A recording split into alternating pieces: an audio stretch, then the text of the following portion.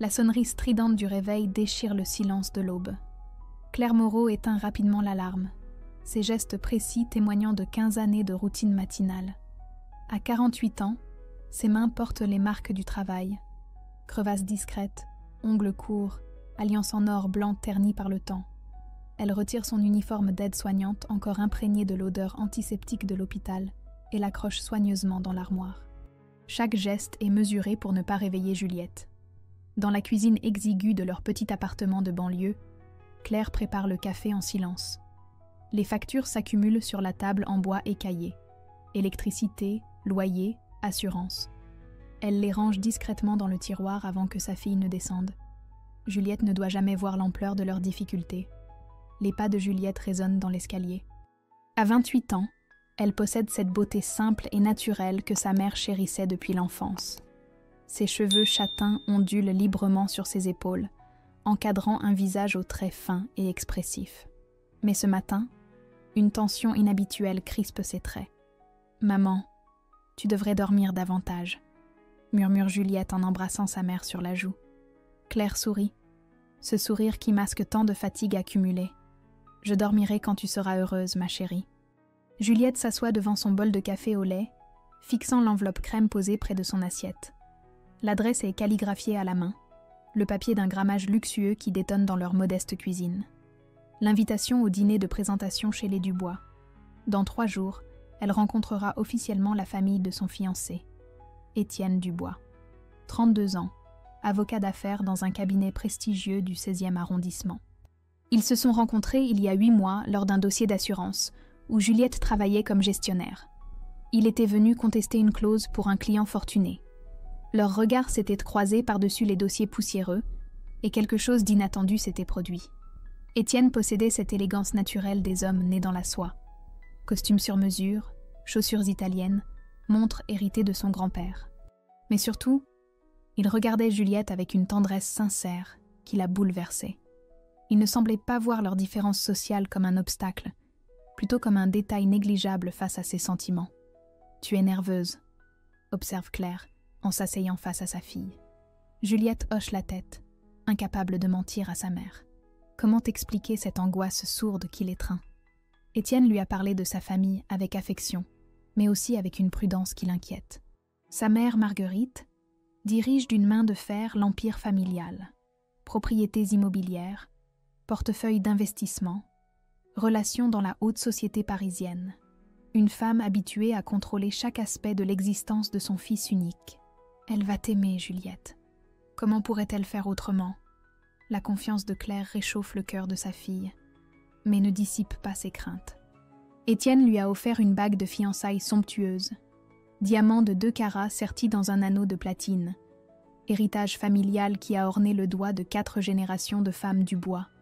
Juliette la porte avec fierté, mais parfois, son poids lui semble écrasant. Dans sa chambre, elle ouvre son armoire et contemple ses vêtements. Que porter pour rencontrer une belle famille qui possède probablement plus de robes dans un seul dressing qu'elle n'en a possédé dans toute sa vie? Sa plus belle tenue, un ensemble noir acheté en solde l'année dernière, des escarpins vernis qui lui compriment les pieds, le collier de perles de sa grand-mère. Son téléphone vibre. Message d'Étienne. « Hâte de te présenter à maman. Elle va t'adorer, j'en suis certain. Tu es parfaite, ma chérie. » Parfaite. Ce mot résonne étrangement.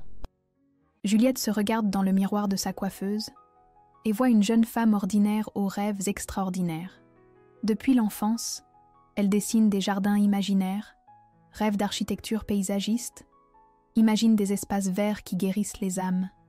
Mais la réalité l'a menée vers un bureau d'assurance, un salaire modeste qui permet de contribuer aux charges du foyer. Elle redescend à la cuisine où Claire termine de ranger la vaisselle. « Maman, et si je ne suis pas à la hauteur ?» Claire se retourne, ses yeux brillants de cette force tranquille qui l'a toujours caractérisée. « Juliette, écoute-moi bien. Tu n'as jamais été pas à la hauteur. Tu es différente, et c'est ta richesse. N'oublie jamais d'où tu viens, mais n'en aie jamais honte non plus. » Ces mots accompagnent Juliette pendant tout le trajet vers son bureau. Dans le RER bondé, elle observe les visages fatigués des travailleurs matinaux, et se demande combien d'entre eux portent des rêves inassouvis dans leur cœur. Arrivée à la compagnie d'assurance, elle s'installe à son poste, face à l'écran d'ordinateur qui affichera toute la journée des polices d'assurance et des réclamations. Mais aujourd'hui, son esprit vagabonde vers ce dîner qui changera peut-être sa vie pour toujours. Le soir approche, et avec lui, le moment de vérité. L'hôtel particulier des Dubois se dresse majestueusement avenue Foch, ses fenêtres illuminées projetant une lumière dorée sur le trottoir immaculé. Juliette serre la main de sa mère en descendant du taxi, leurs talons résonnant sur les pavés anciens. Claire porte sa plus belle robe, celle qu'elle réservait aux mariages et aux enterrements, mais qui paraît soudain terriblement modeste devant cette façade imposante. Le domestique qui leur ouvre arbore une livrée impeccable. Son regard glisse sur elle avec une politesse froide, cataloguant instantanément leur statut social. Il les guide à travers un hall de marbre vers un salon aux proportions démesurées. Tableaux de maître, mobilier d'époque, tapis persans. Chaque objet vaut probablement plus que leur loyer annuel. Marguerite Dubois fait son entrée avec la prestance d'une reine recevant ses sujets. À 58 ans, elle incarne l'élégance parisienne dans sa version la plus raffinée et la plus impitoyable. Cheveux argentés parfaitement coiffés, tailleur Chanel, bijoux discrets, mais d'une valeur inestimable. Son sourire ne remonte jamais jusqu'à ses yeux d'un bleu glacial. « Mesdames, soyez les bienvenues », prononce-t-elle d'une voix mélodieuse qui charme et intimide simultanément. Étienne apparaît, rayonnant dans son costume sombre, et embrasse tendrement Juliette. Ce geste simple la rassure momentanément. Il salue Claire avec une courtoisie chaleureuse qui contraste avec l'accueil de sa mère. Le dîner se déroule dans une salle à manger aux dimensions cathédraliques. Claire mange avec une délicatesse extrême, terrifiée à l'idée de commettre un impair. Marguerite orchestre la conversation avec une maestria redoutable, posant des questions apparemment innocentes qui révèlent de toute la distance sociale entre leurs mondes. « Chère Claire, vous travaillez dans le médical, n'est-ce pas ? Comme c'est noble. Ces métiers demandent tant de dévouement. » Le ton condescendant est à peine voilé. Claire acquiesce modestement, expliquant son travail de nuit auprès des personnes âgées. Marguerite hoche la tête avec cette expression compassée qu'on réserve aux œuvres caritatives. « Et vous, Juliette, vous évoluez dans l'assurance. Un secteur si... pratique. Bien sûr, ce n'est qu'une étape, j'imagine. Étienne m'a dit que vous aviez d'autres ambitions. » Juliette sent ses joues s'empourprer. Elle évoque timidement son rêve d'architecture paysagiste, sa passion pour la création d'espaces verts. Marguerite l'écoute avec un sourire bienveillant qui glace le sang. Comme c'est charmant, une sensibilité artistique. Cela dit, dans notre famille, nous avons toujours privilégié la stabilité aux chimères. Le mot « chimère » résonne comme une gifle. Juliette baisse les yeux, sentant sa confiance s'évaporer. Étienne pose sa main sur la sienne, geste tendre mais insuffisant pour effacer la blessure. L'attaque finale survient au moment du dessert. Marguerite, sirotant son champagne, laisse tomber avec une nonchalance calculée. « Claire, ma chère, permettez-moi de vous dire que vous avez su remarquablement élever votre fille malgré les circonstances. Une vraie petite paysanne qui a su s'adapter à la ville. » Le silence qui suit est assourdissant. Claire pâlit, ses mains tremblent imperceptiblement. Juliette sent son cœur se briser en observant sa mère humiliée. Elle voudrait crier, se lever, défendre cette femme qui s'est sacrifiée pour elle. Mais sa gorge se serre. Aucun son ne sort. La paralysie de la honte la cloue sur sa chaise. Claire se lève avec une dignité poignante. « Excusez-moi, je ne me sens pas très bien. » Elle sort de la pièce d'un pas mal assuré, abandonnant Juliette face au sourire satisfait de Marguerite.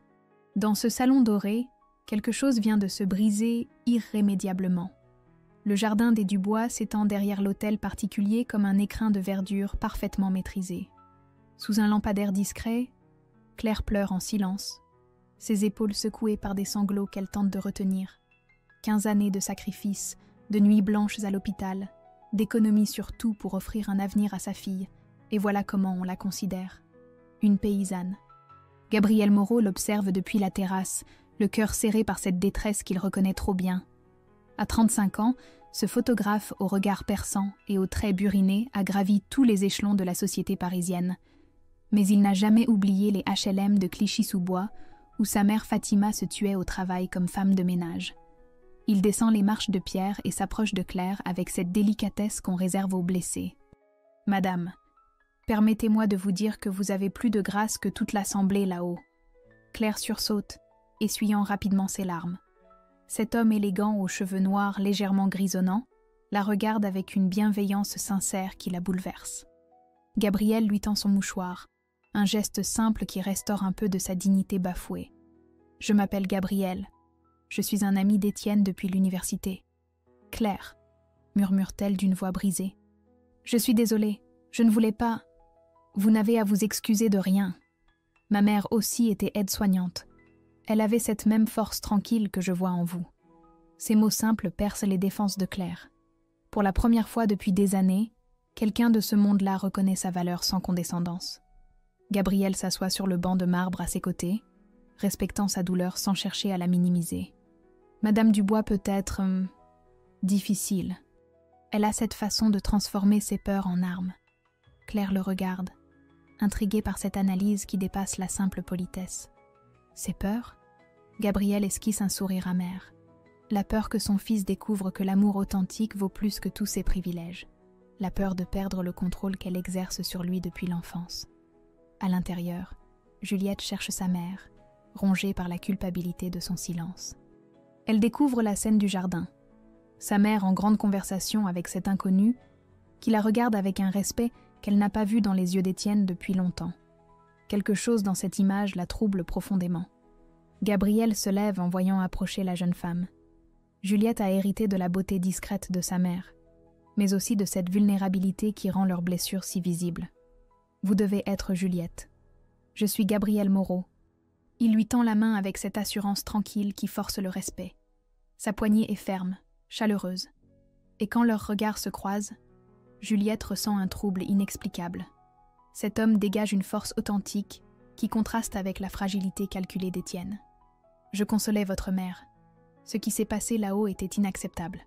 J'aurais dû la défendre, » avoue Juliette dans un souffle. « Je suis restée muette comme une lâche. » Gabriel la regarde avec une intensité qui la met mal à l'aise. Le courage ne se manifeste pas toujours au moment où on l'attend. Parfois, il faut d'abord comprendre sa propre valeur. Il sort une carte de visite de sa poche et la tend à Juliette. Papier épais, typographie élégante, Gabriel Moreau, photographe. Si vous voulez comprendre qui vous êtes vraiment, au-delà des jugements de salon, appelez-moi. Cette proposition résonne comme une promesse et un défi. Claire observe sa fille, devinant l'impact de ses paroles sur son cœur déjà troublé. Étienne apparaît enfin, visiblement embarrassé par l'incident, mais incapable d'affronter sa mère. Il rejoint le petit groupe avec cette mine contrite qui caractérise les hommes faibles face aux conséquences de leur lâcheté. « Gabriel, je ne savais pas que tu étais sortie. Chérie, maman s'excuse. Elle a parfois des mots. Ta mère ne s'excuse jamais, Étienne, et tu le sais très bien. » Coupe Gabriel avec une froideur qui fait tressaillir son ami. Le retour en taxi se déroule dans un silence pesant. Claire fixe les lumières de Paris qui défilent, perdue dans ses pensées. Juliette serre la carte de Gabriel, sentant qu'un chemin nouveau s'ouvre devant elle. Un chemin qui pourrait tout changer. L'appartement semble plus petit et plus sombre au retour du dîner. Claire s'effondre sur le canapé usé, encore vêtue de sa robe de soirée, qui paraît maintenant déplacée dans leur modeste salon. Ses mains tremblent légèrement, tandis qu'elle retire ses escarpins, qui lui ont comprimé les pieds toute la soirée. Juliette observe sa mère en silence, découvrant pour la première fois cette femme fragile derrière le masque de force qu'elle a toujours porté. Les larmes roulent sur les joues de Claire, libérant 15 années de souffrance retenue. « Maman, ne pleure pas à cause d'elle. » Claire lève vers sa fille des yeux rougis par l'épuisement et l'humiliation. « Tu ne comprends pas, Juliette. Ce n'était pas la première fois. » Cette révélation frappe Juliette comme une gifle. Sa mère inspire profondément, rassemblant le courage de briser un silence qui a trop duré. « Depuis que tu fréquentes Étienne, j'ai subi leurs regards, leurs remarques. Au restaurant où il m'a invitée pour mon anniversaire, la serveuse m'a demandé si je venais pour le ménage. Quand je t'ai accompagnée chez le bijoutier pour essayer sa bague, la vendeuse a supposé que j'étais ta femme de ménage. » Chaque confession lacère le cœur de Juliette. Elle découvre l'ampleur des sacrifices silencieux de sa mère, ses humiliations quotidiennes endurées pour ne pas ternir son bonheur. Pourquoi tu ne m'as rien dit ?» Claire caresse le visage de sa fille avec cette tendresse infinie qui l'a toujours caractérisée. « Parce que je voulais que tu vives ton conte de fées, que tu oublies d'où nous venons. Mais ce soir, j'ai compris que j'ai eu tort. En me taisant, je t'ai appris à avoir honte de tes racines. » Le poids de cette vérité écrase Juliette. Elle réalise qu'inconsciemment, elle aussi a intériorisé cette honte de leur condition sociale. Combien de fois a-t-elle minimisé le travail de sa mère devant Étienne? Combien de fois a-t-elle évité de parler de leur vie quotidienne? Son téléphone vibre. Message d'Étienne. « Ma chérie, maman était fatiguée ce soir. Elle ne pensait pas à mal. On se voit demain? Je t'aime. » Cette facilité à excuser l'inexcusable révolte soudain Juliette. Elle repense aux paroles de Gabriel, à la façon dont il a regardé sa mère avec respect, à sa critique directe d'Étienne. Un homme capable de tenir tête à Marguerite Dubois. Dans sa chambre, elle retrouve la carte de visite froissée au fond de sa poche. Gabriel Moreau, photographe. Elle la lisse délicatement, comme si ce petit rectangle de papier contenait toutes les possibilités d'une autre vie. 3 jours passent dans un silence tendu. Étienne multiplie les appels, les messages, les excuses par procuration. Il propose des dîners dans des restaurants raffinés, des week-ends en amoureux, tout sauf affronter directement le problème de sa mère. Claire retourne travailler avec un sourire forcé, mais Juliette perçoit sa fragilité nouvelle. Elle la surprend parfois devant le miroir, examinant son reflet avec une tristesse infinie, comme si les mots de Marguerite avaient altéré la perception qu'elle avait d'elle-même. Le 4e soir, incapable de supporter davantage cette situation, Juliette compose le numéro inscrit sur la carte. Sa main tremble en portant le téléphone à son oreille. Gabriel Moreau. Sa voix grave et chaleureuse traverse l'appareil, créant une intimité inattendue. « C'est Juliette. Vous aviez dit que je pouvais appeler. » Un silence bienveillant accueille ces mots hésitants. « J'espérais que vous le feriez. »« Comment allez-vous depuis l'autre soir ?» Cette simple question, posée sans faux semblant, libère un flot d'émotions que Juliette ne contrôle plus. Elle raconte tout. Les révélations de sa mère, sa propre culpabilité, les excuses pathétiques d'Étienne, cette sensation d'être prise au piège entre 2 mondes. Gabriel l'écoute sans l'interrompre, offrant cette attention totale qu'elle n'a jamais reçue d'Étienne. « Juliette, accepteriez-vous de me rencontrer demain? J'aimerais vous montrer quelque chose. Vous et votre mère, si elle le souhaite. » Cette proposition résonne comme une promesse de délivrance. Pour la première fois depuis des jours, Juliette ressent un élan d'espoir. « Où ça? » ?»« Dans mon atelier, j'ai quelque chose à vous faire découvrir sur vous-même. » Cette phrase énigmatique accompagne Juliette jusqu'à l'endormissement, ouvrant la voie à des rêves où tout redevient possible.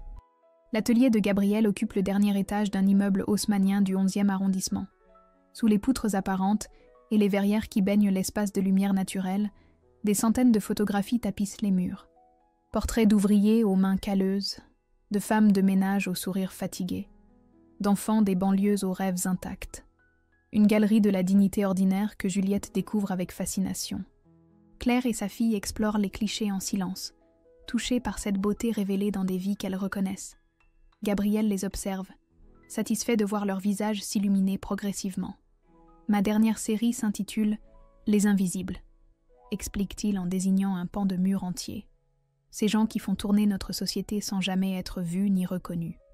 Il s'arrête devant une photographie particulièrement saisissante. Une aide-soignante en blouse blanche, penchée avec tendresse vers une personne âgée. La lumière capture parfaitement la douceur de ce geste quotidien transformé en moment de grâce. « Cette femme me rappelle quelqu'un », murmure-t-il en regardant Claire. L'émotion submerge Claire, qui reconnaît dans cette image sa propre vocation, sa propre beauté jamais célébrée. Pour la première fois depuis des années, elle se voit à travers un regard admiratif. Gabriel guide Juliette vers son matériel photographique, expliquant sa technique pour révéler l'âme de ses sujets. Quand leurs mains se frôlent en manipulant l'objectif, une électricité subtile passe entre eux.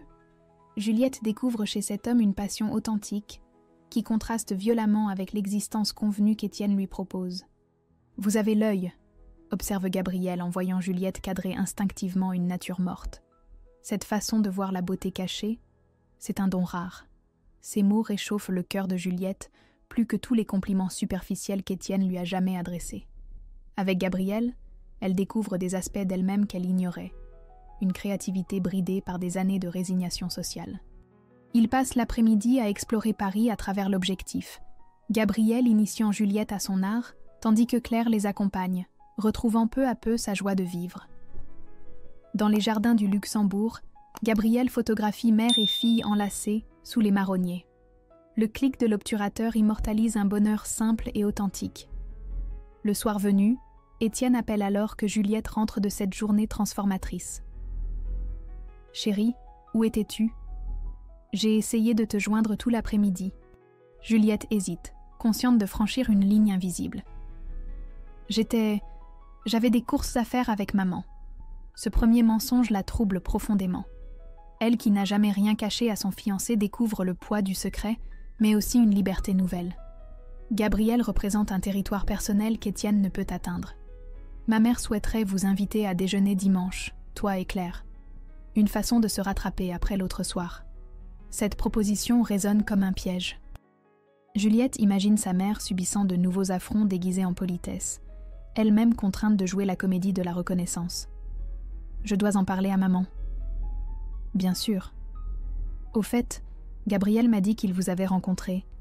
Il s'est montré attentionné. » La question porte une pointe de suspicion qui n'échappe pas à Juliette. Étienne connaît-il son ami mieux qu'il ne veut l'admettre ? Il a été très gentleman. Cette conversation clôt une journée de révélation. Juliette réalise qu'elle vient de vivre les heures les plus authentiques de sa vie adulte.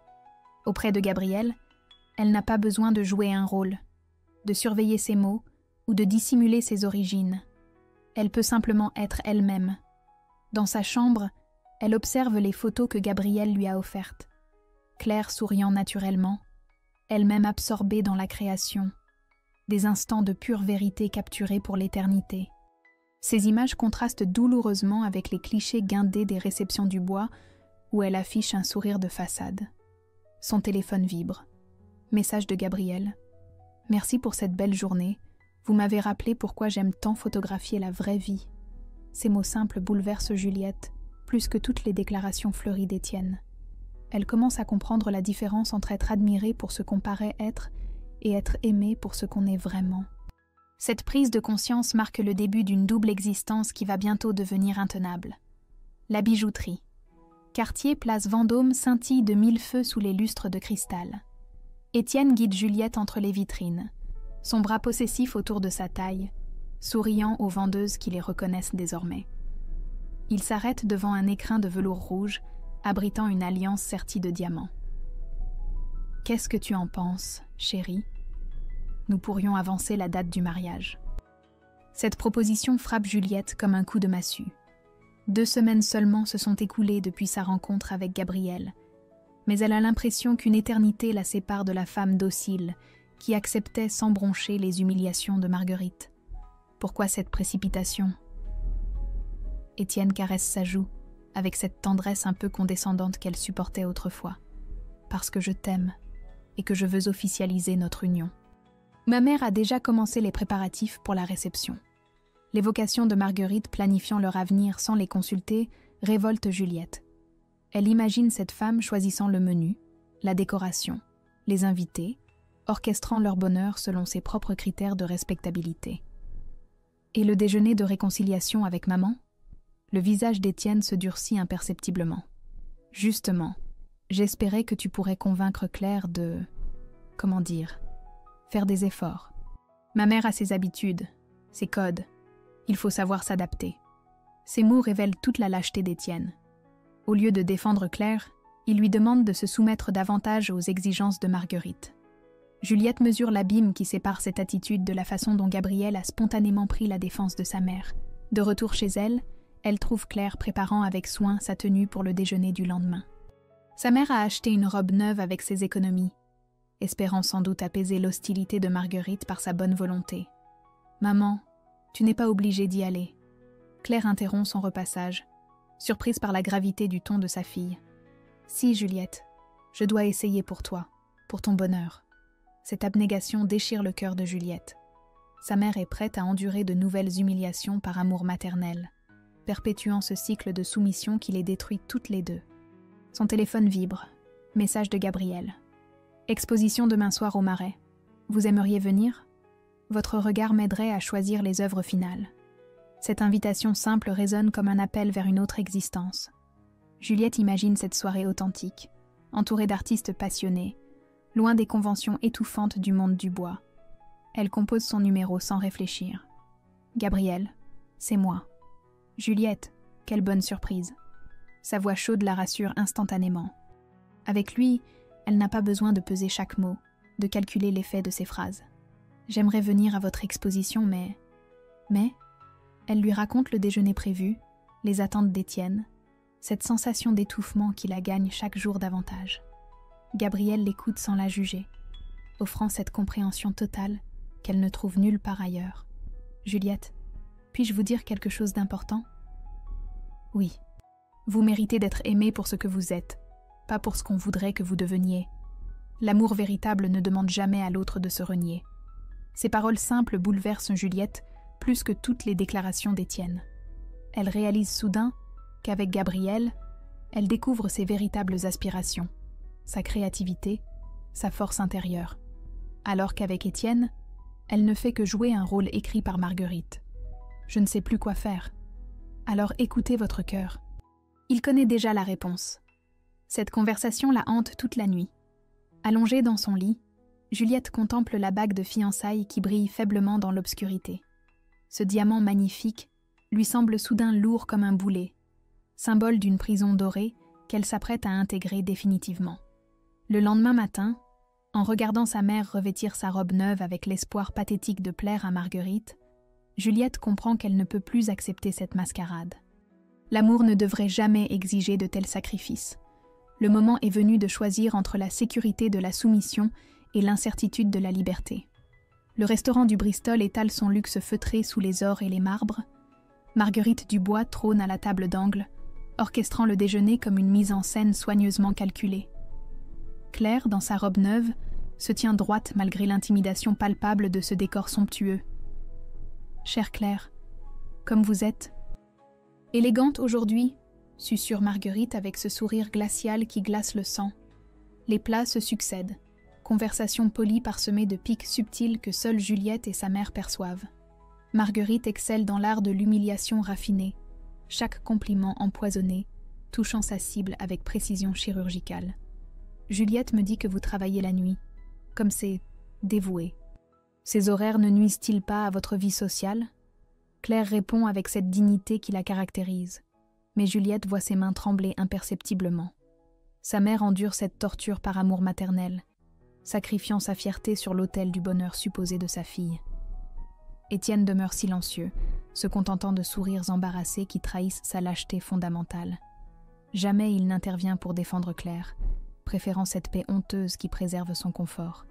La situation bascule quand Marguerite aborde le sujet du mariage. Nous avons pensé à une cérémonie intime. La famille, quelques relations. Bien sûr, du côté de Claire, la liste sera plus restreinte. Cette façon de souligner l'isolement social de Claire dépasse les bornes de l'acceptable. Juliette sent la colère monter en elle, mais c'est la réaction de sa mère qui la bouleverse. Claire acquiesce humblement, acceptant même cette dernière humiliation. Parfait. Et pour la réception, j'ai pensé que Claire pourrait peut-être aider en cuisine. Ses compétences pratiques seraient si utiles. Le sang de Juliette ne fait qu'un tour. Marguerite vient de proposer que sa mère serve aux invités de son propre mariage, la reléguant au rang de domestique lors de cette journée qui devrait être triomphale. Jamais, articule Juliette d'une voix tremblante de rage. Le silence qui suit résonne comme un coup de tonnerre. Marguerite hausse un sourcil, visiblement amusée par cette première manifestation de caractère. « Pardon, ma chère ? J'ai dit jamais. Ma mère ne servira personne à mon mariage. Elle sera assise à la table d'honneur, comme elle le mérite. » Étienne pose une main apaisante sur le bras de Juliette, geste qui l'exaspère plus encore. « Chérie, maman ne voulait pas... » « Tais-toi, Étienne. Ta mère sait parfaitement ce qu'elle fait depuis le premier jour. » Marguerite sourit, ravie d'avoir provoqué cette explosion qu'elle attendait. « Je vois, cette petite a du tempérament. comme sa mère sans doute. Elle se lève avec une élégance théâtrale, signifiant la fin du déjeuner. Étienne, nous reparlerons de ces arrangements plus tard, quand les esprits se seront calmés. 3 jours plus tard, la vengeance de Marguerite s'abat avec la brutalité d'un coup près. Claire reçoit un appel de sa direction. Une plainte anonyme l'accuse de négligence grave envers un patient. Suspension immédiate. Enquête en cours.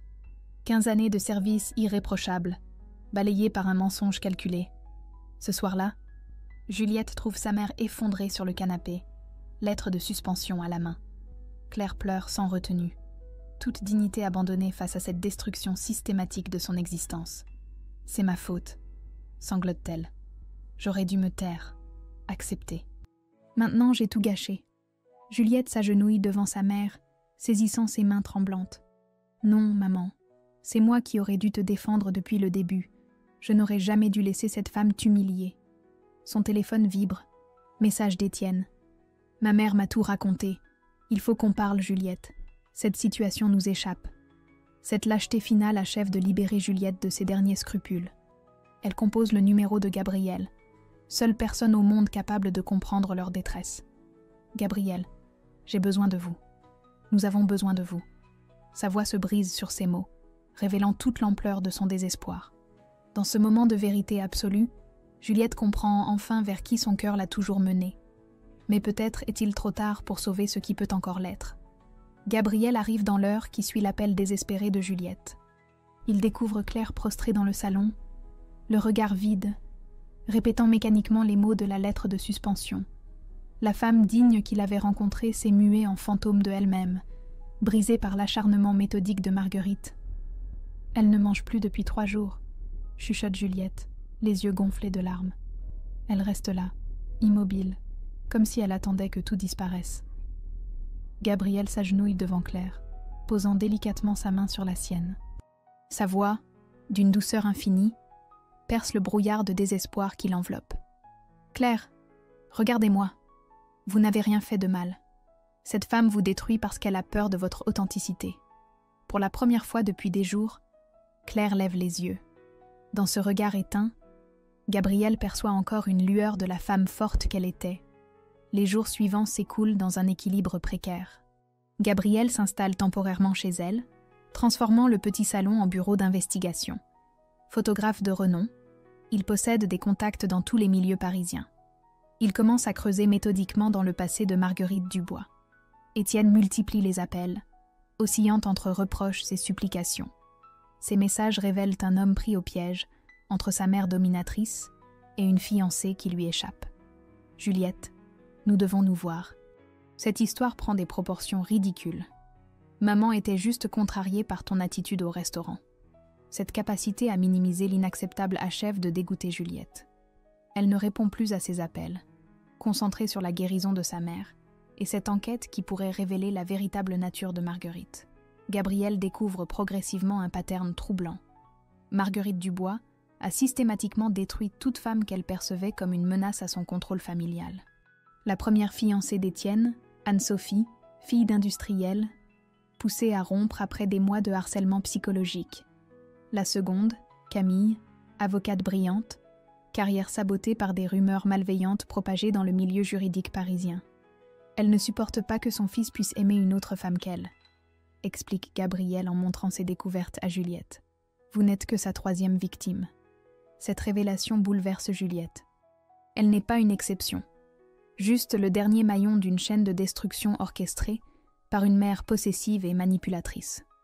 Gabriel pousse plus loin ses investigations et découvre l'information cruciale. Marguerite entretient une relation privilégiée avec le directeur de l'hôpital où travaille Claire. Dîner d'affaires, invitation dans sa propriété de Deauville, prêt d'argent discret pour étouffer un scandale familial. La plainte anonyme contre Claire porte sa signature invisible, mais indélébile. Elle a utilisé ses relations pour vous faire du chantage, explique Gabriel à Claire, qui commence enfin à sortir de sa torpeur. Cette femme n'a aucun scrupule. Ce soir-là, alors que Gabriel prépare un dossier complet sur les agissements de Marguerite, Juliette le rejoint dans la cuisine. Dans la pénombre de l'appartement endormi, ils se retrouvent face à face, conscients de l'intensité de leurs sentiments naissants. « Gabrielle, pourquoi faites-vous tout cela pour nous ?» Il s'approche d'elle, ses yeux sombres plongés dans les siens. « Parce que vous méritez d'être protégée. Parce que votre mère a cette noblesse que Marguerite ne possédera jamais. Et parce que... » Il hésite, luttant contre ses propres sentiments. « Parce que je n'arrive plus à imaginer un monde où vous ne seriez pas libre d'être vous-même. » Cette déclaration, prononcée dans un souffle, les bouleverse tous les deux. Juliette comprend qu'elle vient de trouver l'homme qu'elle cherchait sans le savoir. Quelqu'un qui l'aime pour sa vérité. Pas malgré ses origines, mais à cause de tout ce qui la constitue. Dans cette cuisine modeste, sous la lumière tamisée de la suspension, naît un amour authentique, construit sur le respect mutuel et la reconnaissance de leurs blessures partagées. Demain, ils passeront à l'offensive contre Marguerite. Mais ce soir, ils savourent cette vérité nouvelle qui les unit contre l'adversité. 6 mois plus tard, la galerie d'art du Marais bruisse d'une émotion palpable. L'exposition « Beauté invisible » de Gabrielle Moreau attire tout Paris culturel. Sur les murs blancs immaculés, des dizaines de portraits révèlent la noblesse cachée des métiers de l'ombre. Aides-soignantes aux gestes tendres, femmes de ménage au sourire fatigué, ouvriers aux mains calleuses sculptés par le labeur. Au centre de la galerie trône le portrait le plus saisissant. Claire en blouse blanche, penchée vers une personne âgée, son visage illuminé par cette compassion qui la définit depuis toujours. La lumière capture parfaitement cette beauté intérieure que Marguerite n'a jamais su voir. Claire elle-même se tient près de la photographie, radieuse dans une robe bleue simple mais élégante. Réintégrée dans ses fonctions, après que Gabrielle ait exposé les manœuvres de Marguerite, elle a retrouvé cette sérénité qui fascine tous les visiteurs. Les journalistes se pressent autour d'elle, captivés par cette femme qui incarne la dignité du travail ordinaire. Juliette, éblouissante dans sa robe noire, guide les invités à travers l'exposition. Elle a lancé son entreprise d'architecture paysagiste 6 mois plus tôt, spécialisée dans la création de jardins thérapeutiques pour hôpitaux et maisons de retraite. Son premier projet, le jardin de l'hôpital où travaille sa mère, remporte un succès qui dépasse ses rêves les plus fous. Gabrielle la rejoint, glissant discrètement sa main dans la sienne. Leur amour, né dans l'adversité, s'épanouit désormais dans cette reconnaissance mutuelle qui les comble de bonheur. Il porte à son doigt une alliance simple, symbole de leur union célébrée 3 mois plus tôt dans le jardin qu'elle avait créé. « Regarde », murmure-t-il en désignant l'entrée de la galerie. Marguerite Dubois fait son apparition, accompagnée d'Étienne et de quelques relations mondaines. Son visage de marbre trahit à peine sa curiosité morbide de découvrir cette exposition qui fait tant parler. Elle s'avance avec cette prestance hautaine qui l'a toujours caractérisée. Son expression change progressivement tandis qu'elle découvre les œuvres. Ces visages qu'elle a passé sa vie à mépriser la fixent depuis les murs, avec une dignité qui la bouleverse malgré elle. Elle s'arrête longuement devant le portrait de Claire, saisie par cette beauté qu'elle n'avait jamais su percevoir. Étienne, visiblement mal à l'aise, observe de loin la femme qu'il a perdue par lâcheté. Il a tenté de renouer après leur rupture, multipliant lettres et appels. Mais Juliette a tourné la page définitivement. Il découvre aujourd'hui l'épanouissement qu'elle a trouvé loin de lui. Claire s'approche de Marguerite, avec cette élégance naturelle que rien ne peut altérer. « Bonsoir Marguerite, je suis heureuse que vous soyez venue. » Cette simplicité désarme complètement Marguerite.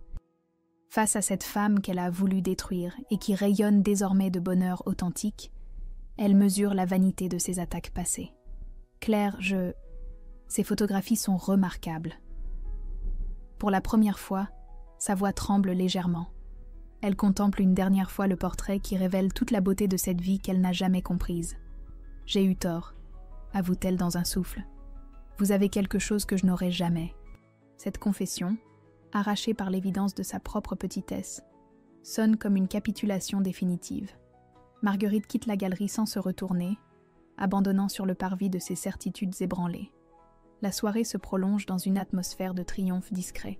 Gabrielle annonce les ventes records de l'exposition, dont les bénéfices financeront une bourse pour les enfants de familles modestes souhaitant étudier l'art.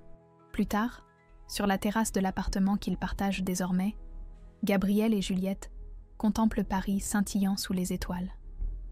Claire les a rejoints, apportant le thé dans ses tasses dépareillées, qui ont plus de charme que toute la porcelaine des Dubois. Maman, tu es la plus belle victoire de cette soirée, murmure Juliette en serrant sa mère dans ses bras. Claire sourit, ce sourire apaisé de ceux qui ont traversé l'épreuve et en sont sortis grandis. Non, ma chérie. La vraie victoire, c'est que nous n'avons jamais cessé d'être nous-mêmes. Dans cette simplicité retrouvée, sous le ciel parisien, 3 âmes libérées savourent le bonheur d'être enfin reconnues pour ce qu'elles ont toujours été, authentiquement belles.